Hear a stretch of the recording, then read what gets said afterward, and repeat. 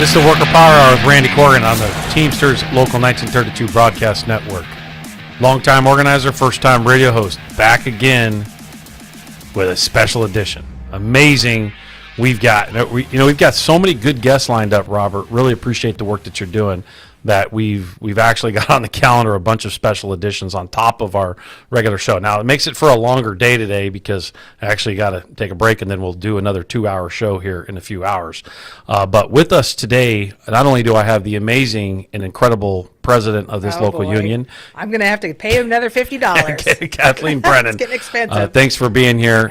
You're always a super help to the show, and honored to be here. Everybody actually listens to the show because you're on it, not God. because of me. So God. let's get something another clear. $50. Right. And then this special edition, we have Curt Hagman, who is the 4th District Supervisor for San Bernardino County. Curt and I have known each other a very long time. We're glad to get him on the show, and we got lots of stuff to cover, which is why we wanted to get him in for the entire hour instead of it being, maybe a half hour or 40 minutes on the bigger show.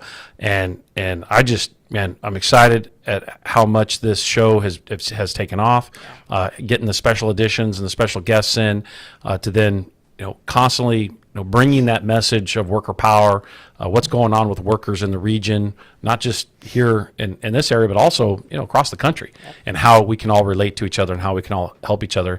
And for the most part, be positive about it. In other words, instead of us fighting about everything, let's also figure out what we can work together on and make things happen. And I think that's a great intro for Curt, because, Curt, you and I have worked together a long time. And before we talk about some of those successes or challenges or whatever they may be, why don't you take a couple minutes to introduce yourself so listeners know exactly who they're talking to. Curt Hagman, 4th District Supervisor. First of all, I really appreciate the opportunity to come on board with you. And we've had long time relationship, a decade going over different things for the county of San Bernardino as we go forward.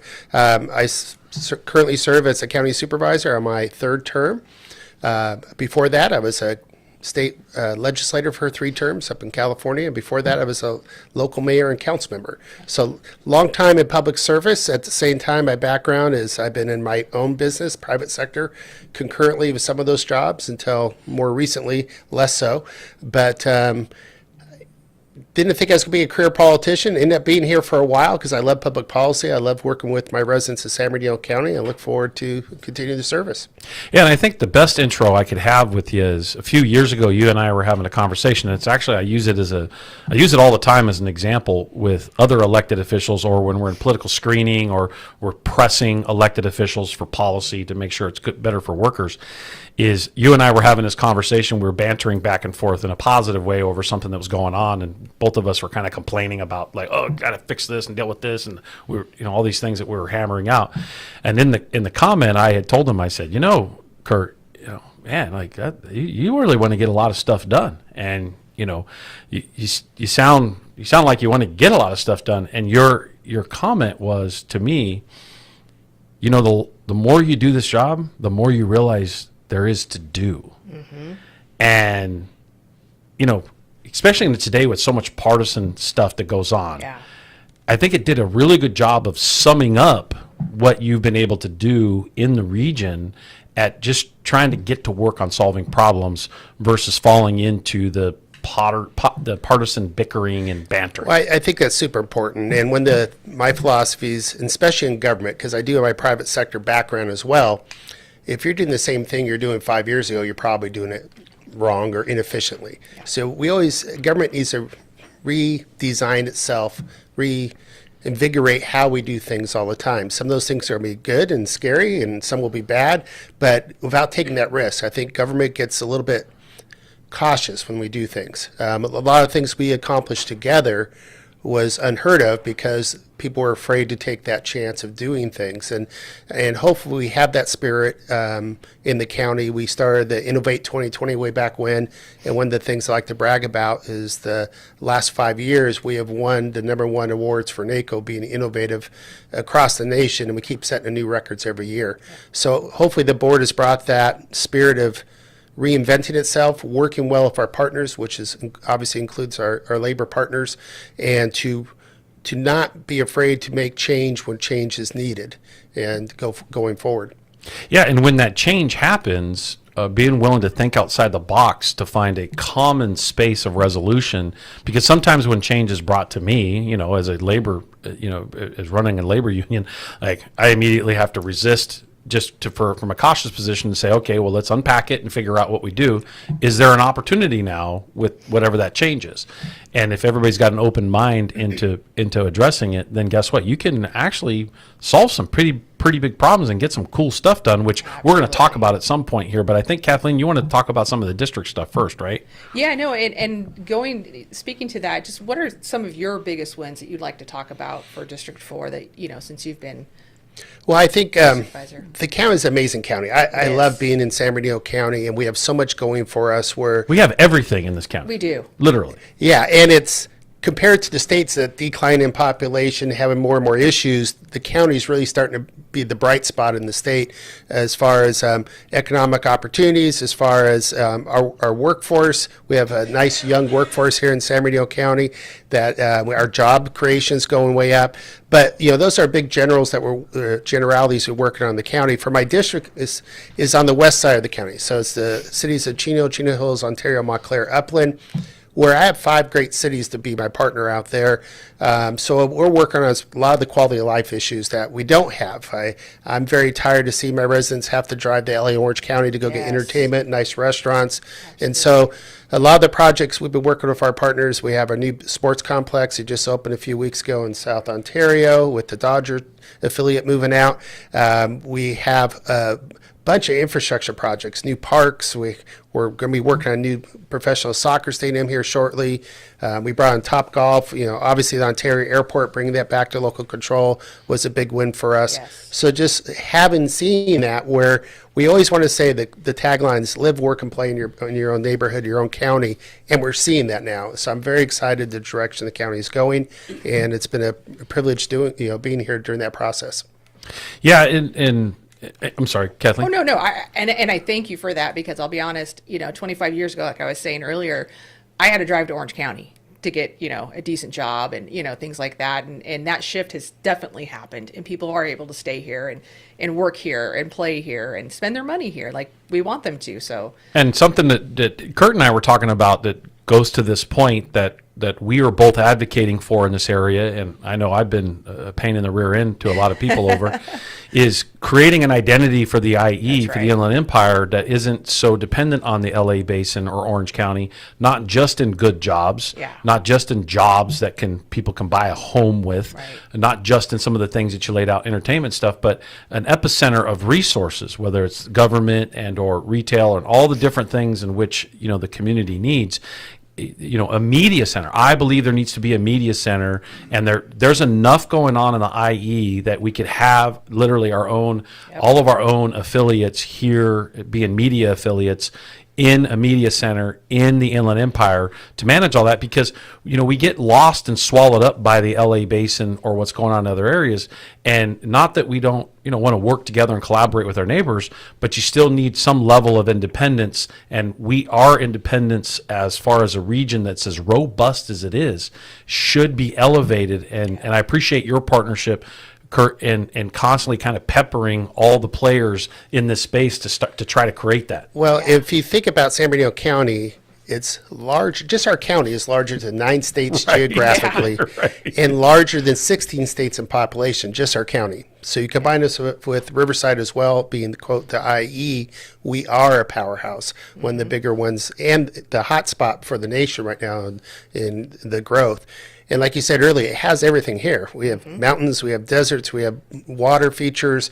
We have the only rare earth mine in Northern America. I mean, we have it all. And so the potential is unlimited for us to continue to grow strong. And I know it's not your district, but I've peppered you about the river, and right below the Parker Dam is a space on the California side, which is San Bernardino County. Yes. And there's this space over there that's literally this perfect setting to build something Yes. that would be a phenomenal attraction for people, because clearly everybody knows me knows I love going to the river, and No. it's my place of peace. But and I'm seeing the things that are kind of developing out there right now, and I'm hopeful that at some point San Bernardino County capitalizes on that too. The future for the high desert is unlimited right Yes. now. And even for solutions for California, we need to create a lot more power. And that's a whole other discussion for another day, but the California needs to double its power production in the next 20 years. Currently, the only place really to do that, or a lot of that, is going to be in San Bernardino to power the future. And if we want to be competitive and new industries coming out, we're going to have that power. Yeah.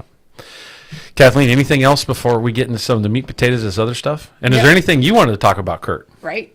I mean, I can go on and on some of the things you've done for us as county employees, but I think we're going to talk about that Well, later. why don't we set that up first? As Sure. a county employee, Kathleen, my I gosh. think it's important to Right. set the tone for how much our members, your coworkers, Yes. appreciate the work that Curt and myself and you Yes.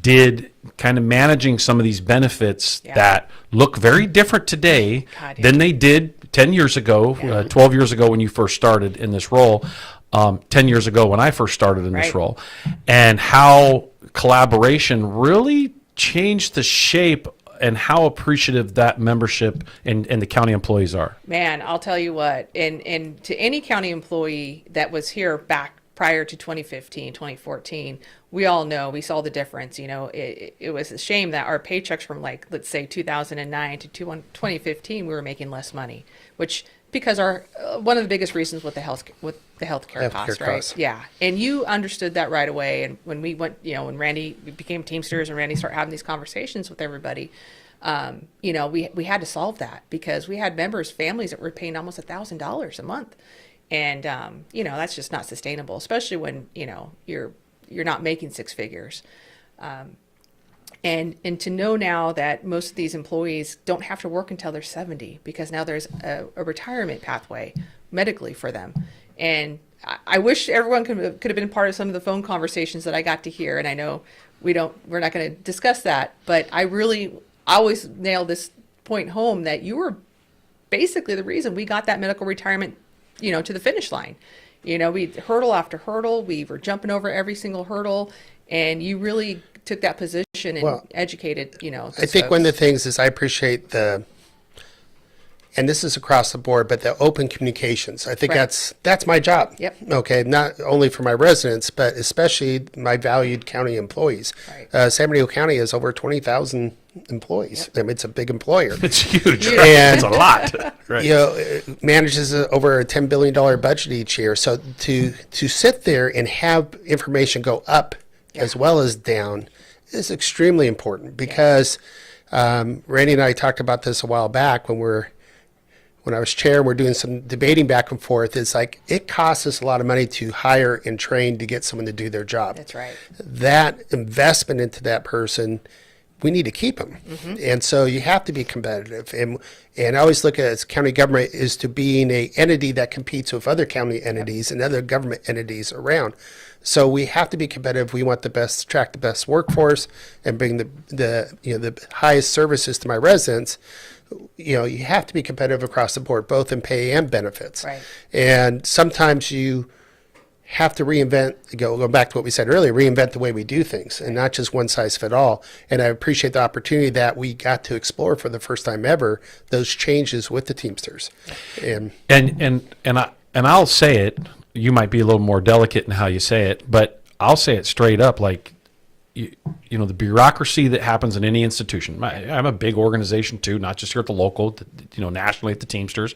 We all have layers of the organization. It is what it is.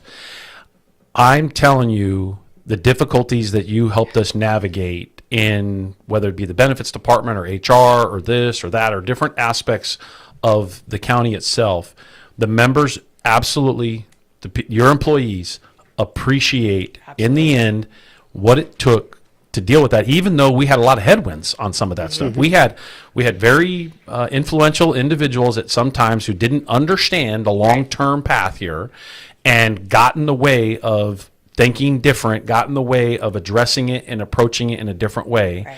And ultimately, we now see the benefit of all that. We can absolutely realize and recognize and reconcile how is a much better path. Right. But punching through that, you were key at helping us manage that with all the players. Yeah. That does not go unnoticed, Curt. That is why we're very appreciative that you're on the show. That's why, that also doesn't prevent me from sometimes getting on the phone and giving you the right answer. You always do. You're right. And us having an honest conversation with them, that's what we're Yeah. supposed to do. And, Right. and we've had that before, and we've had to meet for, coffee or lunch or something to sit down and kind of go, how do we solve this big problem without it blowing up or creating bigger problems for our members? We got through COVID. We got through December 2nd. We got through those challenges. We got through unaffordable health care. We created a retiree medical subsidy and pathway for our members so they're going to retire in dignity and not be crippled by the costs of healthcare. That's right. By collaborating, working together, thinking outside the box and making it happen. And this would not have happened. There's a lot of people that made it happen. Yes. And I could tell you on the county side, now sitting back and looking back 10 years, you helped navigate all that stuff internally.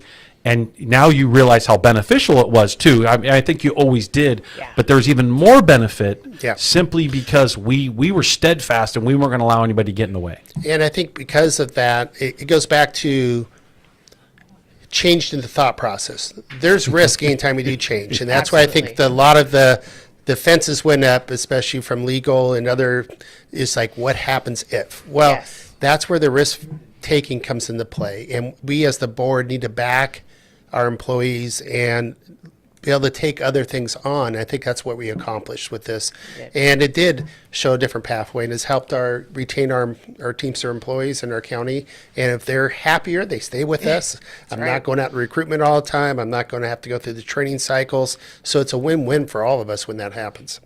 Yeah, and I think one of the points I want to make over 10 years is everybody knows I got a very assertive personality. Some people would mark me as aggressive. Yeah, not Randy. But I've literally, because of that open dialogue with the Board of Supervisors in the county, I've literally never had to go to open session and kind of take a shot at everybody. I'm not afraid to get in front of a mic, obviously.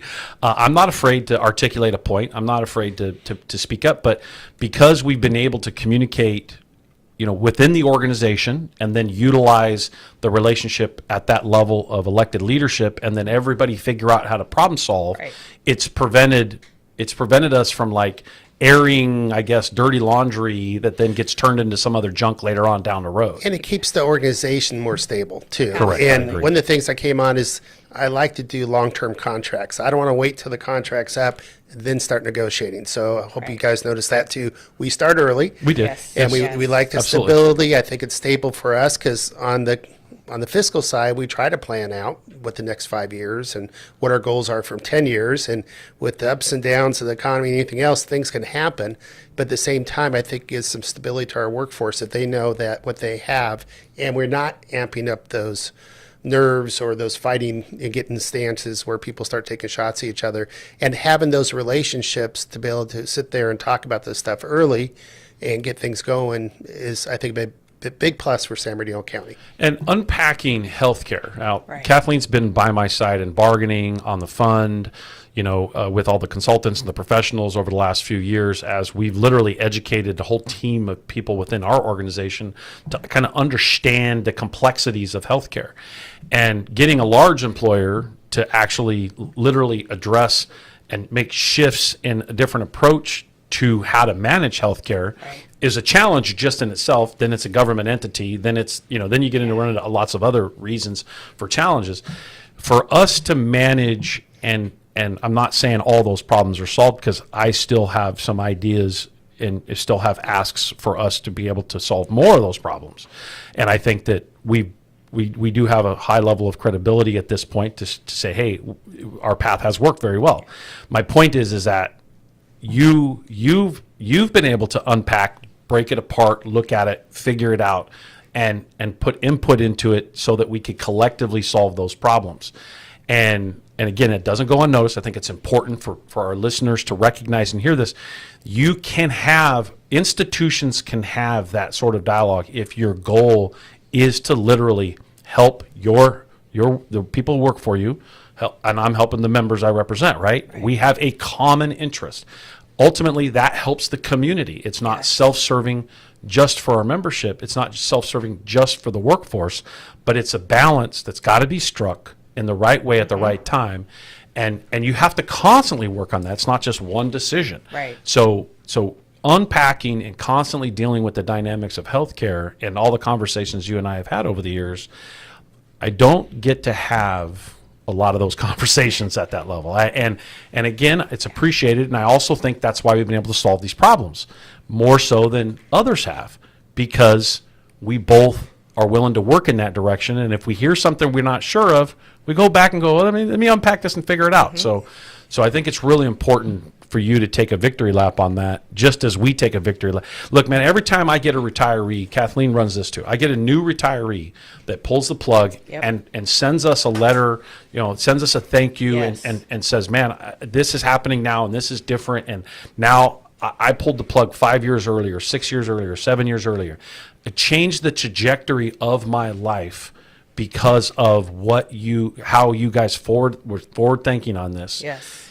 You know how powerful that is? That's it's worth there's no, you can't put a price tag on it. And you need to continue to do this because it's across the board. When you're working for private sector, public sector, we're living longer, which is a wonderful thing. Absolutely. But if you still retire at 55 or 60 or 65, now you're retiring for hopefully 30 to 35 years versus 7 or 8. Right. The economics don't work out. So this is a pragmatic problem that we need to solve together completely across the board, and to look for that longer term solution, which we want to do, and is we need new ideas. And so it's having a great relationship with the Teamsters to bring up those ideas has spurred other thoughts for our other partners, and even in the private sector and stuff. We need to be looking at different ways of doing things.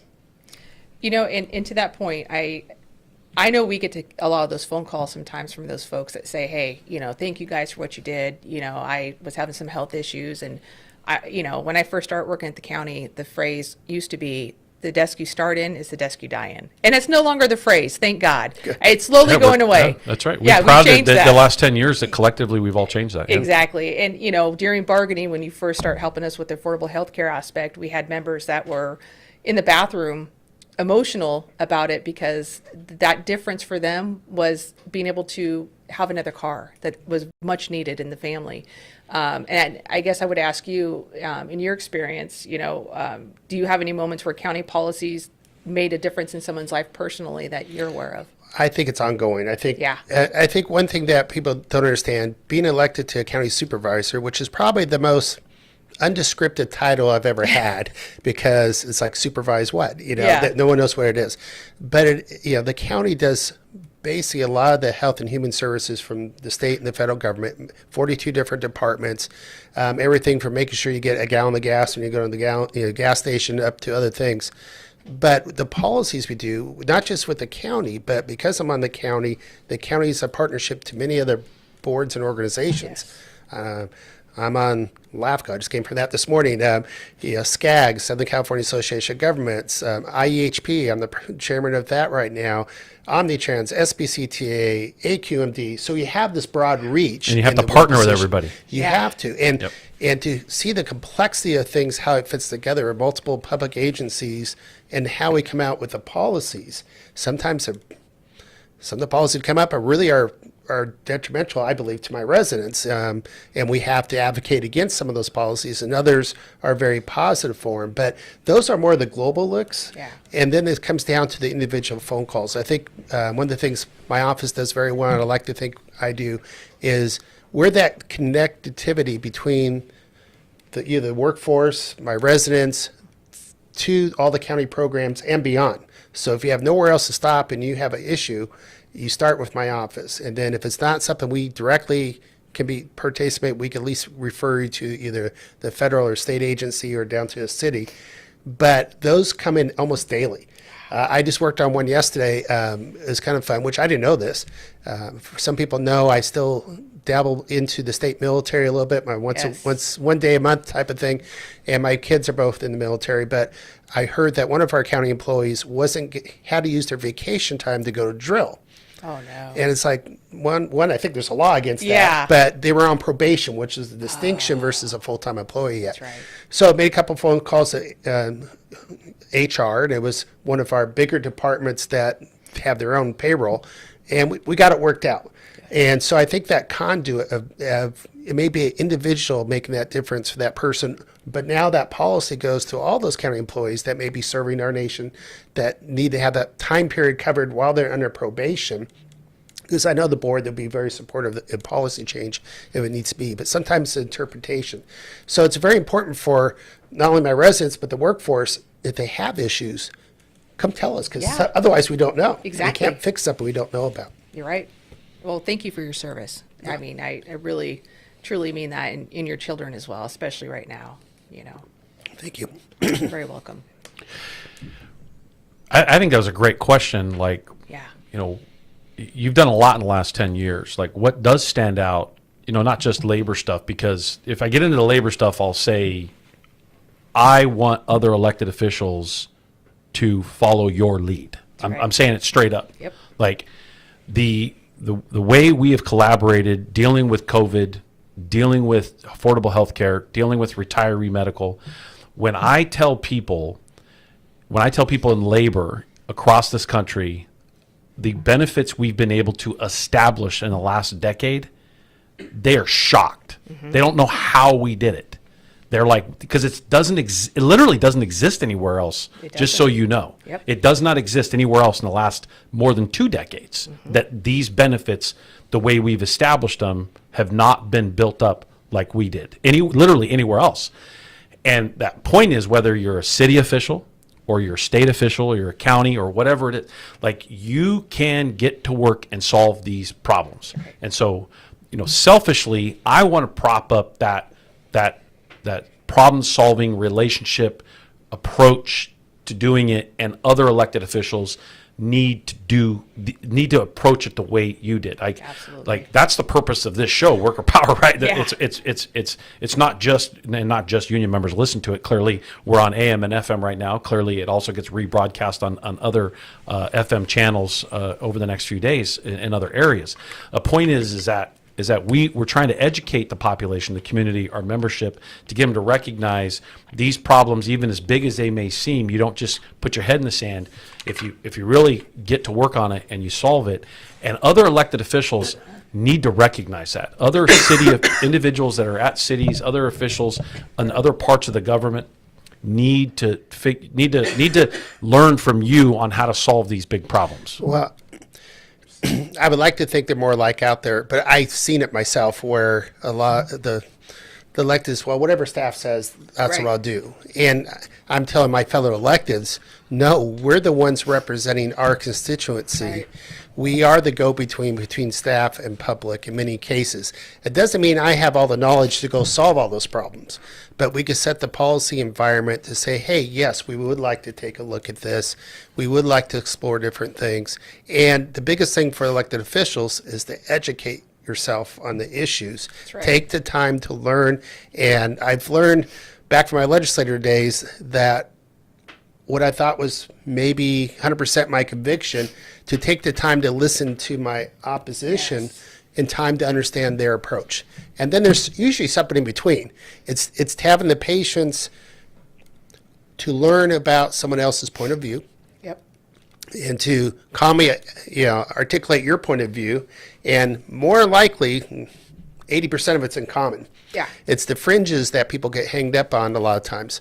But if you take that time and understand the situation and then try to take a fresh approach to looking things out of the box, like you said, then a lot of times there are solutions without breaking the bank. You don't get everything you want from us all the time, and nor should you. But at the same time, you know that there's always That's an not open true. door. I think I should get everything I want. I think I'm perfectly reasonable, But Curt. we do sit down and we do talk about things, and we're able to most of the time find a good common solution on it. And I think that takes empathy, which I really think shifts us into a question I think it's important to ask, which is, like your job the role you fill as an elected, there's so many people that the county helps on a daily basis that people don't realize. Like if someone is struggling, housing, job access, healthcare, like there are resources within the county to help with each of those. Why don't you describe some of those for listeners? Because I've always noticed that, people just don't understand how the city works or the county works, how government works. And then they get into this, cut the taxes or get rid of this and throw that away. And, we take for granted that you turn the water faucet on and the water just kind of flows out. There's an entire infrastructure to make it happen right. What are some of those really important resources that in this region are being utilized every day with the workers here at San Bernardino County? Well, there's a whole bunch. And I will say my first volunteer job for the county was on the Workforce Investment Board.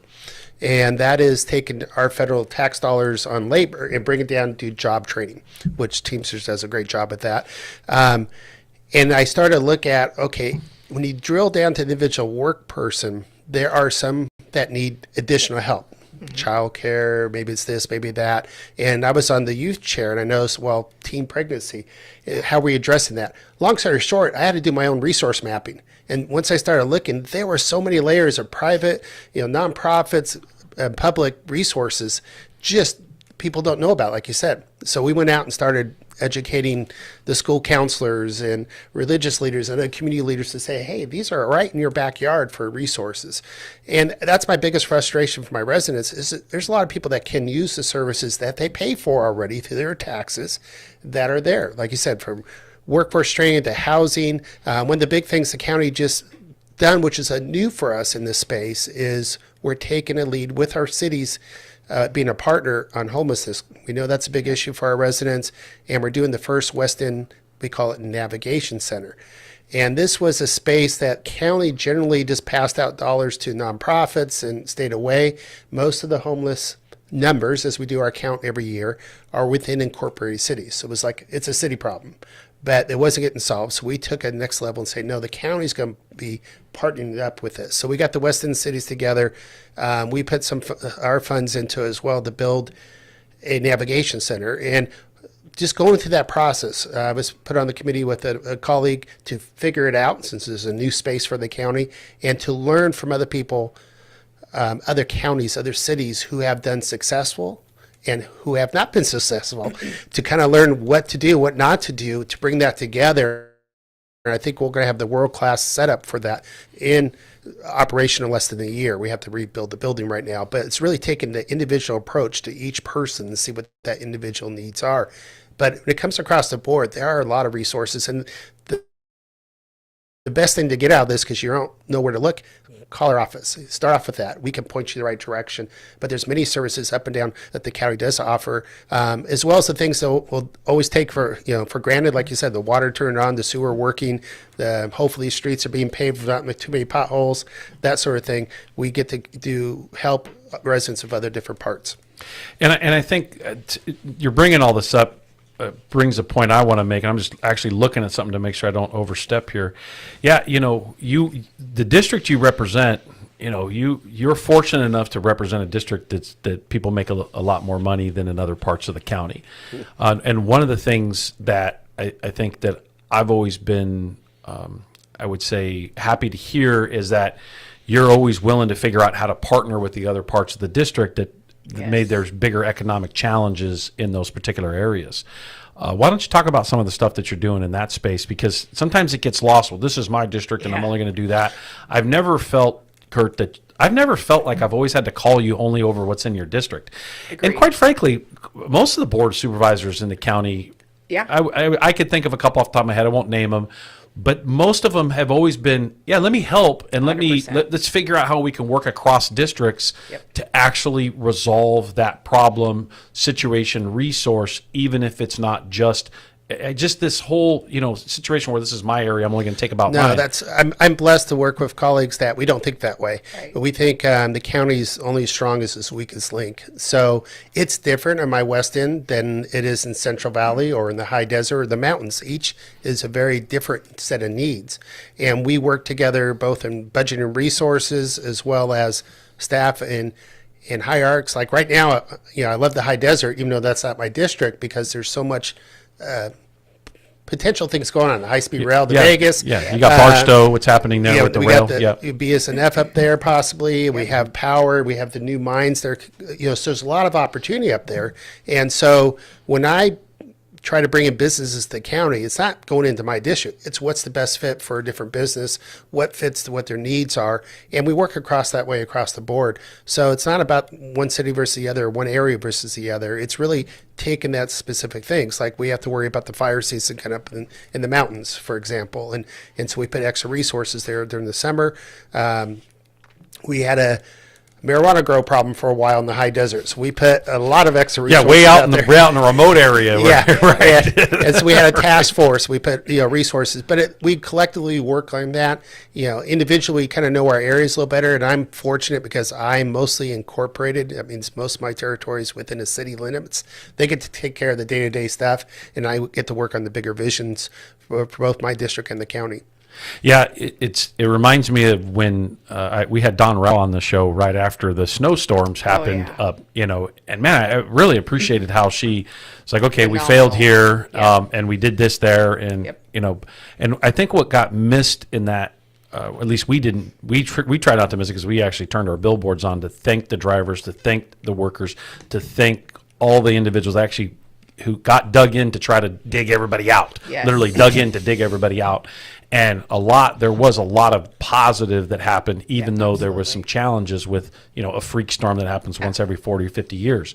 But, Dawn did a great job of kind of owning it, and then us watching the rest of the county kind of come together, and our members just be willing to draw, hey, what is it going to take to get up there and help them deal with what they needed to deal with? There were so many people that were willing to do it. And I'm hoping that, maybe what you could do is talk about where people can tap into stuff like that, not just disaster. Right. Yeah. How can they help? There's a lot of people that want to volunteer their time.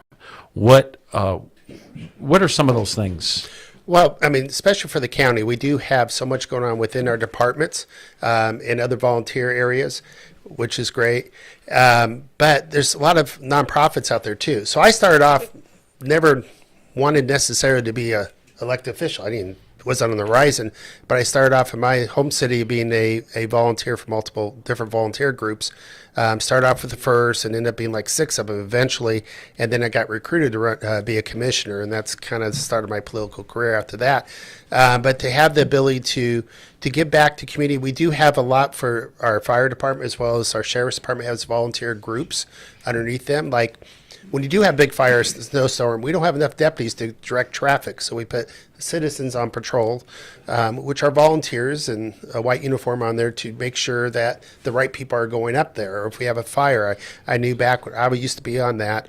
And I remember when we had big fires up in the mountains, we would evacuate the mountain, then bad guys go in there and start stealing all stuff out of the houses. Looting happens. Right. Yeah, so we learned from that, and we made sure we checked who has the ability to go up there. And people like utility workers and things have the ability, and also have the eyes on the area that we can call the deputies when they happen.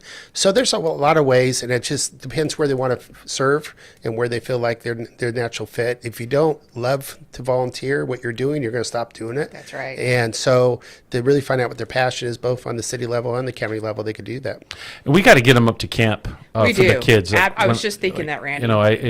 It's there's 160 acres up in Big Bear that Youth Helpers operates, and we help sponsor. It's actually our primary charity that we help raise money for every single year, and hundreds of kids every single summer go to camp for free at this camp. It's essentially union camp, and it's phenomenal to see what these kids can do up there, but it's also old, right? And we need people to volunteer. We need businesses to donate roofs and roads and fix, because it's 160 acres up in Big Bear at 8,000 feet. We don't have power and water coming in. You have to create power and water on its own. So because it's off the grid technically. Yeah. So that creates a whole nother set of challenges. And there's a team of people that operate that and manage that and all that. And we've really wrapped ourselves around trying to make sure that continues on for those kids. Anyway, it's a great opportunity. I grew up the same way in summer camps. I was an Eagle Scout, and my kids did the same thing when they were little. I put them off the camp, became Eagle. So I think it's important that they have that opportunity going forward. Our parents are happier that the kids go up to camp than the kids are going to camp, even though the kids are happy. I think it's, But the I think parents it's 50-50. get. Yeah, it's 50-50. I always catch them before they leave, and I say, "Who's happier, the kids or the yeah. parents?" And the parents always go, "Yay!" We have to have a separate camp somewhere else for them while the kids are gone, right? That's true. Yeah. That's a good idea. We might want to Absolutely. entertain that someday. Yeah. Kathleen, I'm sorry, I kept jumping Oh, in on no. it. I just, like you were saying, getting him up, getting him up at the camp. It just kept coming through my mind as we're, discussing this, and I think you would enjoy it up there. But I absolutely, listening to Randy talk about how the relationship we have with you guys is so important with each of the board of supervisors, being able to make those phone calls and say, hey, look, I know this isn't your district, but this is a problem that one of our members has brought forward, and you guys have been so responsive each and every time we make those calls. So I appreciate that. It comes from the board, and the staff now understands that, and Right. hopefully a lot of that stuff's getting smoother. If I don't hear from Oh, Randy for a 100%. month or two, things are going real Yeah. smooth. And Yeah. so, I true. think it's Yeah, it's it's getting very better. true. Yeah. And but it's also given us the How opportunity. far away do you have to hold the phone when I'm calling? Exactly. I had to text you. Are you still alive there for a while? I know, right? You okay? Yes. But it gives us opportunity. I'm just very fortunate. Like for our county assets right now, like Prado Park, we're putting we have a new gatehouse, we have new bathrooms, new dock house, new docks. Yes. The grasses are green, so the Yeah, county's- Parks team does a great They job. really All do. the Parks people do a great They've job. been They've been it. putting a lot into those resources at our Guasti Park in my district. We have the Top Golf. That's where we which have I know over our there. we have Yes. the Our picnic. Gloucester's where we do That's our right. picnic every And year. I will announce right now that we signed a LOI for the next big attraction on that park. Really? nice. And it's going to be one of the largest indoor mini go-kart race tracks, no 5 way. levels. And it'll boy. have bowling alleys and axe throws and arcades and bars and restaurants. I and see all that staff stuff. development coming soon at the Yes. golf cart. So it's going to be another exciting amenity over That's there, awesome. but it's going to be fun. We'll get our stewards to race the staff. Oh, right? there you go. That's even Instead of a better. That's competition or even something. better. Yeah. I love it. So what else is going on, Kurt? Obviously we've talked about a lot, covered a lot of areas, and the other thing I got to point out is you're a Bruin. For those of us that are I was going to bring that up. all the SC. Randy and I Yes. appreciate that. We're both Bruins fans. Anybody who's, So we're few, but we got the women's team to say Yeah, good you- job. congrats, they man. killed it. Yeah. Congratulations. Yeah, absolutely. No, it's all good. We have to, the county's going the right direction. We're going through our fiscal process right now, as you know, and that's always something to look at. We are affected a lot by what happens outside the county, either by Yes. state policy or federal policy. So we have to be cautious of what we do as we make that 5 or 10-year plan, just because the policies switch quite a bit. So that's been one thing we're responding to. Even like on my IHP hat is those federal changes in Medi-Cal, Medicaid that came God, down yes. has been a big change. What it takes people off the IHP, but now it puts them on our emergency services in Arrowhead. So, there's always something for us to work on. It's never stagnant. And I think having a decade in this role and staying with it, I think the stability's really helped the county to address some of the things that pop out of the blue. Like you said, December 2nd or Yes. COVID. I was chair at that time, and working together with the Teamsters and not forcing policy like other counties did on them Yes. was huge for us. Oh my gosh. And got some criticism, Appreciate but that. afterward, the hindsight Yeah, was the a lot of right people decision. dropped the ball during that time, but a lot of people dropped the ball. So what you do is the ball got dropped, so we fixed it and we deal with it and move as quickly as possible, because you're dealing with an impossible situation. Absolutely. Sometimes every situation, balls are going to be dropped, and you don't just stomp your feet and get mad. You get to work on it, and I feel like, man, there was a lot of work, obviously going through that, and you guys. I know some people may say they weren't fast enough at fixing it. When we compare it to other entities, things got fixed pretty quick. Yeah, They did. and it was different times. But I like the policy challenges. I like the change. The blessing is to have the open dialogue and to know there's a problem before it becomes a problem, to start solving things, Exactly. or before it blows up into a bigger problem, is always important to do. 100%. No, it's tough. Like he said, we don't have a crystal ball, so we can't see what's coming. But again, if we don't let you guys know as constituents, as workers, unions, how do you know to fix the problem? and that's the one thing that we definitely have had that communication back and forth with you guys. I love how you brought up stability. It's funny. We had someone on the show a couple of weeks ago. We were arguing about term limits, and I'm not big on term limits. Yeah. Because I remember what taught me that term limits were very dangerous if not managed correctly was what happened in the early 2000s with the energy crisis in California. It was actually term limits that bumped a bunch of individuals who understood on the right committees at the state level how to manage these issues, regulatory factors regarding energy, that when the term limits turned all these individuals out, you had policies in conflict with the state as well as what had been passed, and companies like Enron took complete advantage of that in the system because of the lack of understanding of the regulatory factors when it came to the California Public Utilities Commission. My reason for bringing it up is most people will never look back and recognize the fact that the mistake of doing the term limits the way it was done bounced the people who knew how to prevent the problem and solve the problem before it happened. And as a result, we ended up with the problem that we ended up with. Well, Man. I was up there, and when I was in the legislature, 3 terms, 2 years each, the average stay was 3 years in their job. Yep. Because everyone's looking, I'm going to be turned out soon. What's my next job going to Yep. be? So they weren't thinking the long-term stability of California. They were thinking, what's my next political post? Yeah.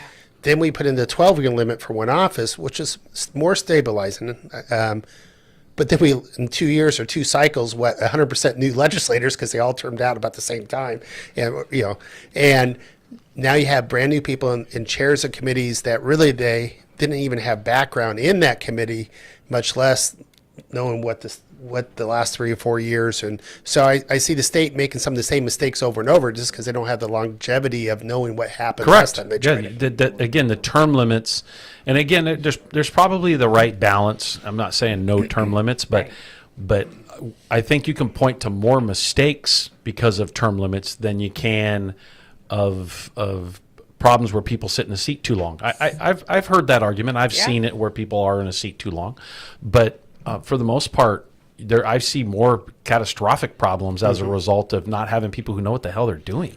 Or good point. just have one point of view or agenda. They don't have that bigger look at the whole entity. What Yeah, needs to happen? a diverse approach to it. Yeah. I mean, just as a side note, I've just kind of feel this. I've been on AQMD for 4 years now. As you know, that we have probably the toughest air standards and regulations anywhere in the country. Absolutely.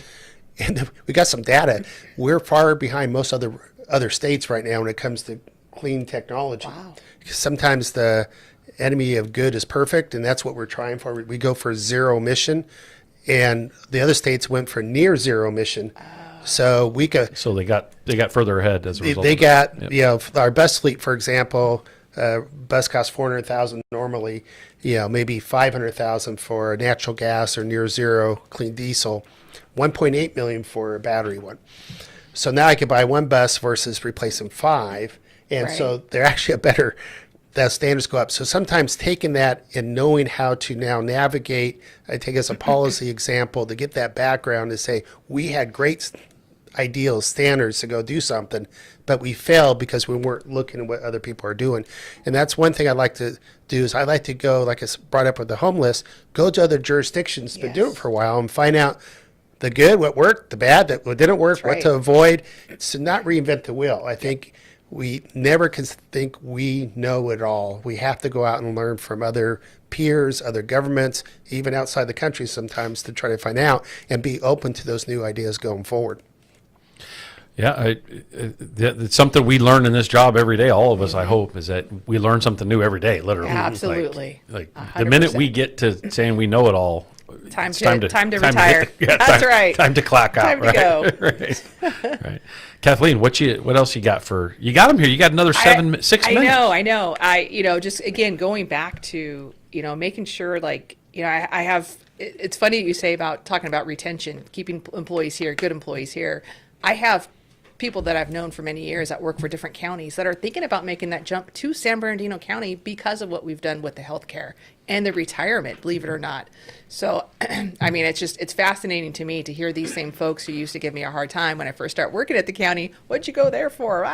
And now they're calling me, hey, any openings? Oh yeah, we got plenty of openings, but it's just, it's wonderful to see that. And it's also wonderful to see people that can leave at a good time in their life and not be forced to stay on a job when they're not healthy and they're not at 100%, and then allowing that person to retire with dignity and then allow the next generation to come in and take their place. But I mean, and not overstay the time Yeah. because of the financial issue. Right. They can punch out when Yes. the timing works for everybody. absolutely. Oh, I love our county employees, first of all, but going out and meeting them in the field or in their Right. buildings, they seem happy, Yeah, a lot for the happier. most part, Yeah. which is great. And that's, everyone wants to work in a work environment that is positive. And Right. we have a lot of work to do still. We need to increase our facilities and some other things that you and I worked on Right.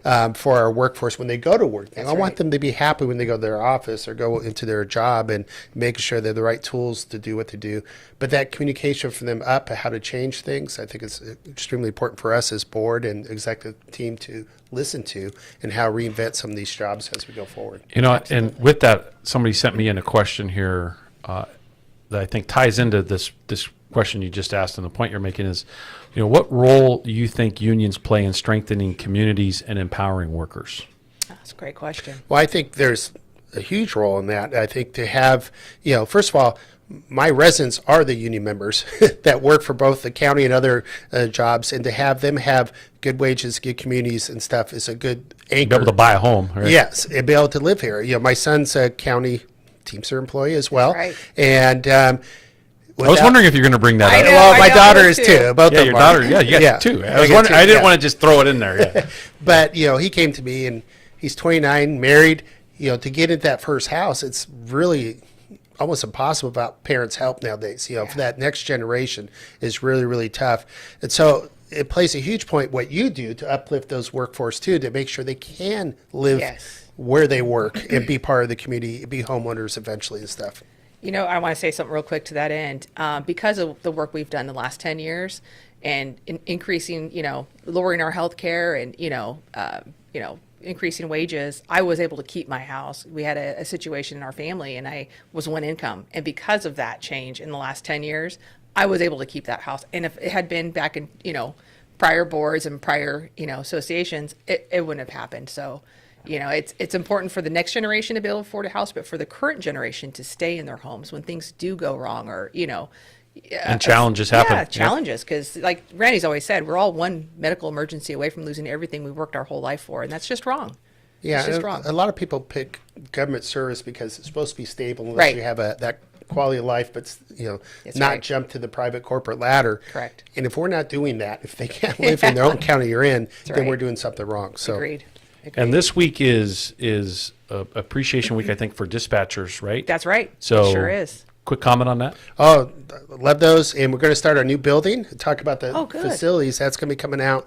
Our new 911 dispatch center should be completed in the next couple months. I'm getting really excited about that. And they're going to be very proud to go there. Poor people have been in those temporary buildings for far too long. And it's really tight quarters. And I'm glad we're And a able to very build this. difficult job. It's a huge Beyond difficult difficult, job. yes. Yeah. There's many. I'll be the first one to admit. Yes. Many jobs in the county I cannot do. I could Agreed. not do. Same. And especially for what they make on it. I really am so thankful that people have the heart to do some of these very hard jobs to do, and very blessed with them every day. Well, thanks for coming on the show. I got to close it up, wrap it up here. As always, Kathleen, we appreciate you coming on, and as well as you, Curt. Again, great show. I think there's a lot of great dialogue here that a lot of people can learn from, and this is exactly why we have the Worker Power Hour. That's right. We're communicating, we're building all these platforms, we're trying to get the narrative out and get workers to understand that you have the power, and the employers need to respect that. And I see as an employer, you're clearly identifying the fact that you do. And some may even say, why would you bring an individual like this on your show. Like, we're supposed to be in adversarial positions. There are times when we are in, on opposite sides of an argument, but we are going to definitely try to sit down and try to resolve that issue. He understands and respects my role, and I understand and respect theirs. At the end of the day, if we got to fight about it, we might have to, and both are going to respect each other's positions when it comes to that. This is the Worker Power Hour with Randy Corgan of the Teamsters 1932 Broadcast Network, airing live from San Bernardino. Special edition, Curt Hagman. Thanks for coming on. Thank you for Appreciate having me. everybody listening. Build worker power out there. Take it away, Mark.